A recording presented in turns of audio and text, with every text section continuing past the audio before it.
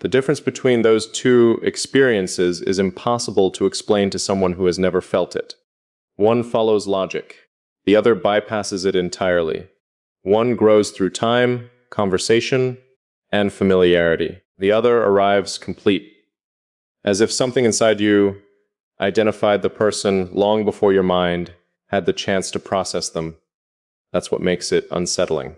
Because recognition like this doesn't feel emotional at first. It feels structural, precise, quiet, almost clinical in the way it settles into your awareness without asking permission. You notice it in fragments, the way silence with them feels unusually stable, the way your mind stops performing, the way you don't feel the need to translate yourself into something easier to understand. And the strange part is, you usually don't realize it immediately. At first, it just feels like ease, not comfort, not attraction, ease. A kind of mental stillness that's rare when you've spent most of your life observing people more than connecting with them. Most interactions require adjustment. You measure your words. You soften certain thoughts. You hide the parts that feel too layered, too analytical, too difficult to explain without being misunderstood. You learn to exist in fragments, because fragments are easier for people to hold. But then someone appears who doesn't require the edited version of you. And suddenly the distance you've relied on your entire life starts becoming irrelevant. That's the shift, not emotional dependency, not instant attachment, recognition. The feeling of encountering someone whose internal structure mirrors yours closely enough that understanding begins before explanation does. That kind of connection changes the atmosphere between two people almost immediately. Conversations stop feeling performative. Silence stops feeling empty. Observation becomes more intimate than confession. Because when someone truly understands the way you think, words become secondary, and that level of understanding is rare. Most people listen to respond. Some listen to analyze. Very few listen with enough precision to recognize what exists underneath the words themselves.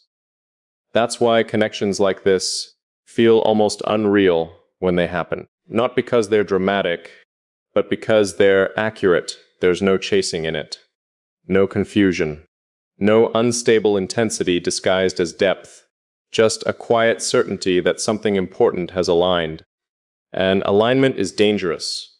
Because once another person reaches that level inside your awareness, they stop feeling external. Their presence starts integrating into the way you process reality itself. You begin anticipating their perspective unconsciously. You begin measuring clarity against whether they would understand it. You begin feeling their absence, not emotionally, but cognitively. That's when you realize this has moved beyond ordinary connection. They're no longer just someone you speak to. They've become part of the architecture of your inner world. And once someone reaches that place, everything changes. The unsettling part isn't how deeply someone can understand you. It's how naturally they can become part of your internal world without ever forcing their way into it. That's the stage most people never talk about, the moment when connection stops feeling external and starts becoming integrated into the way you think. Because there's a difference between missing someone and unconsciously including them in your perception of reality. One is emotional, the other is structural. And structural things don't disappear easily. At first, the shift is almost impossible to notice. It hides inside ordinary moments. A thought pauses as if expecting another perspective. A silence feels shared even when you're alone. A realization forms, and instinctively, part of you wonders whether they would understand it the same way, not because you need validation, because your mind has already positioned them somewhere inside its process. That's what changes everything. Most people remain separate from your inner world, no matter how close they become. You interact with them, care about them, maybe even love them, but internally, you remain independent. Your thoughts still belong entirely to you. But sometimes, someone reaches a level where their presence starts existing within the way you interpret things themselves. And that level of placement is rare, dangerously rare, because once someone becomes part of your internal structure, distance stops functioning normally. You can leave a room, stop speaking, create space, but mentally, they remain not as obsession, not as fantasy, as orientation. Like your mind quietly adjusted itself around their existence without asking permission first. That's why these connections feel so difficult to categorize. People try to reduce them to attraction, attachment, chemistry, or emotional dependence, because those are familiar concepts. Those things are easier to explain, easier to control, but this feels different, quieter, more exact. It doesn't feel like losing yourself in another person. It feels like recognizing a pattern your mind was already built to respond to, and once that pattern is recognized, everything else starts feeling slightly incomplete by comparison. That's the part people fear admitting, because it sounds irrational. But internally, it feels almost mathematical.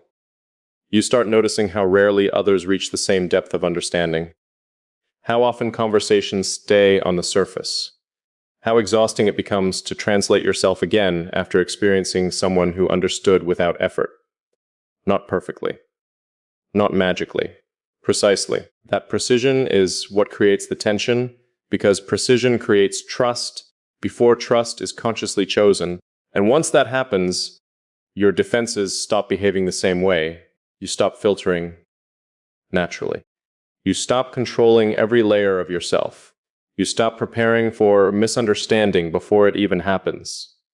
Not because you became careless, because something inside you no longer sees the same need for protection. That realization can be terrifying for someone who has spent years surviving through control, because control depends on distance, and distance becomes unstable the moment someone feels internally familiar. That's when the real conflict begins. Do you pull away to restore the structure you had before? Or do you allow the connection to deepen, knowing it may permanently change the way you exist internally? Most people never reach this point with anyone. And maybe that's why, when it does happen, it feels less like meeting someone new, and more like remembering something your mind has been searching for quietly all along. There's a moment in every connection like this where observation stops being enough, a moment where you can no longer stand at a distance analyzing what's happening as if it exists outside of you, because eventually the truth becomes unavoidable. Something has already changed, not around you, inside you, and once you recognize that, the connection stops being theoretical, it becomes real. That's the point where people usually panic, not because they're confused, but because they're clear. Clarity is far more dangerous than uncertainty. Uncertainty gives you room to hesitate. Clarity demands a response, and the hardest part about connections built on deep recognition is that they rarely arrive with obvious chaos. They don't explode into your life dramatically. They don't announce themselves loudly enough for you to defend against them. They integrate quietly until one day you realize the person has become embedded in the architecture of your thinking itself. You consider them without trying. You measure truth differently because of them. You feel their absence in spaces they were never physically present in. That's when you understand this was never surface level. Because surface level connections affect emotion, structural connections affect perception, they alter the baseline, and once your baseline changes, you can't return to the version of yourself that existed before the shift happened. That's the real point of no return, not falling in love, not attachment, not dependence, integration. The quiet realization that someone now exists inside the way your mind organizes meaning. Most people spend their entire lives avoiding that level of vulnerability without realizing it. They keep relationships manageable, predictable, defined enough to maintain control over themselves at all times. But recognition, this deep bypasses control completely. Not through force, through accuracy. That's why it feels so rare, because being truly understood is uncommon enough.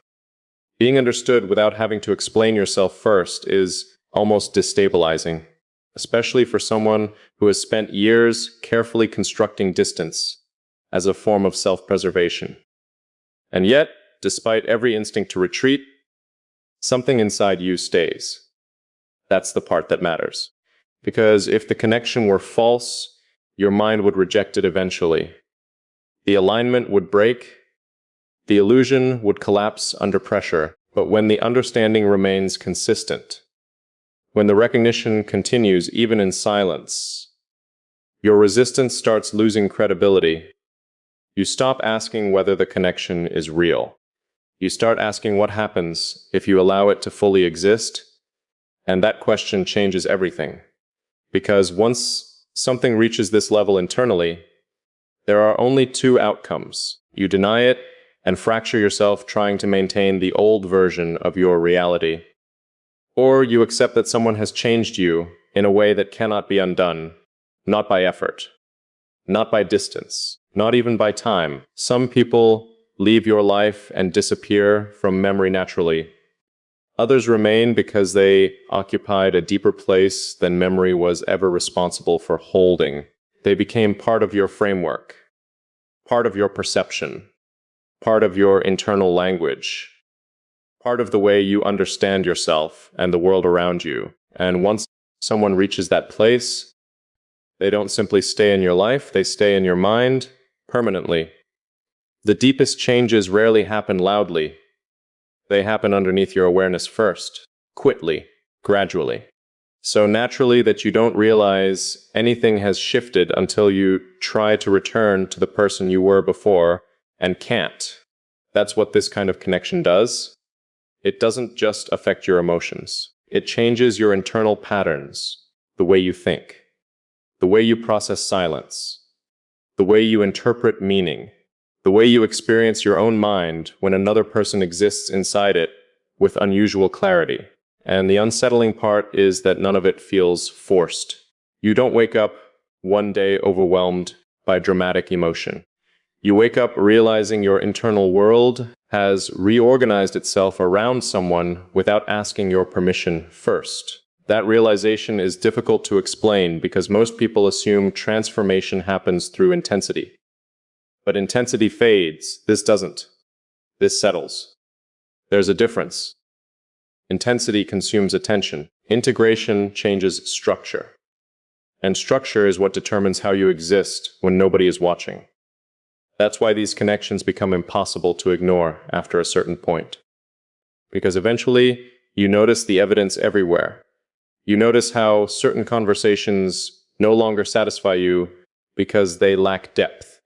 How surface-level interactions begin to feel strangely exhausting. How silence with most people feels empty now compared to the kind of silence that existed between you and them, not because you've become emotionally dependent, because your mind experienced a level of understanding it can no longer pretend didn't matter. That's what people misunderstand about rare psychological connections. They assume the danger lies in attachment. It doesn't. The danger lies in recalibration. Once your perception adjusts to something more precise, it becomes difficult to return to less accurate forms of connection without feeling the absence of what's missing. And absence like that doesn't feel dramatic. It feels subtle, like a constant awareness that something essential existed once, and now everything else is being unconsciously measured against it. That's why distance often fails after a connection like this forms. Because distance only works on things that remain external to you, but once someone has integrated into your thought process itself, separation becomes more complicated than physical absence. You can stop speaking to them, you can disappear completely, but internally, the structure remains.